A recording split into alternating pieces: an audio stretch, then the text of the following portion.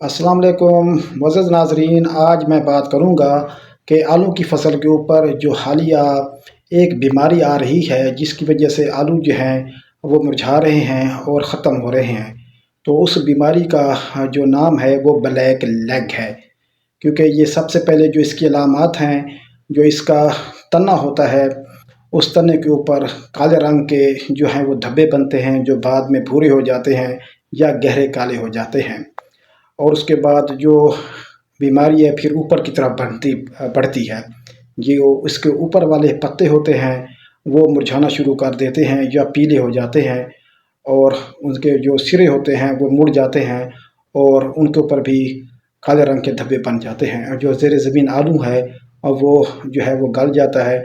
अगर उसको काट कर देखा जाए तो उसमें भी काले रंग के आपको जो है वो दायरे मिलते हैं। तो ये एक बैक्टीरियल बीमारी है। तो आपके जो स्प्रे करना पड़ेगा इसके कंट्रोल के लिए, वो बैक्टीरियल बीमारी मार ज़हर करने पड़ेंगे और साथ फंजीसाइड करेंगे। 2 से 3 आप स्प्रे करेंगे तो फिर आपको अच्छा कंट्रोल मिलेगा। इसके लिए जो बैक्टीरिसाइड हैं उनमें कॉपर ऑक्सीक्लोराइड प्लस कसुगामाइसिन, ये आप 250 ग्राम तक जो है वो स्प्रे कर सकते हैं।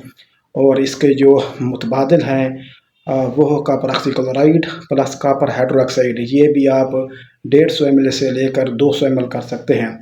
और इसके अलावा फिर जो है डाइफिनाकोनाजोल प्लस व्लिडामाइसिन, ये भी आपको 250 ग्राम से 300 ग्राम जो है वो आप कर सकते हैं।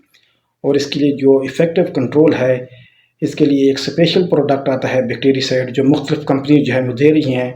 उसका नाम जो है वो बेंज़ाइथोथियाज़ोलिनोन है, और ये मुख्तलिफ कंपनी मुख्तलिफ नामों से दे रही हैं। ये कोपोजेल के नाम से भी आ रहा है और Z1 प्रो के नाम से भी ये जो है वो मार्केट में दस्तयाब है।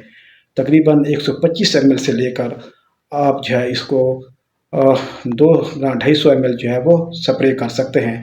तो लगातार आपने 2 से 3 स्प्रे करने हैं बदल बदल के।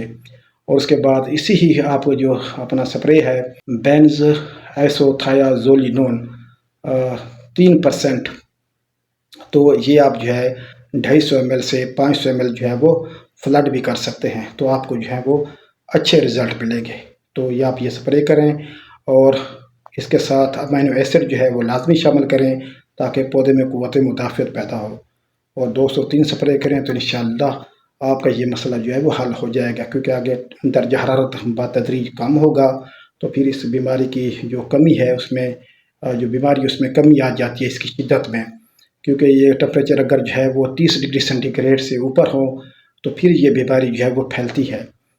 और ये जो है मुतासरा जो हमारे बीज होते हैं उनसे फैलती है। तो आला क्वालिटी का सेहतमंद बीज जो है आप यूज़ करें, और अगले आने वाले सालों में बीज को जो है वो ट्रीट करके लगाएं फंजीसाइड और बैक्टीरिसाइड से, और मुतासरा पौधों से बीज आप ना लें। बहुत शुक्रिया। वस्सलाम। पाकिस्तान जिंदाबाद।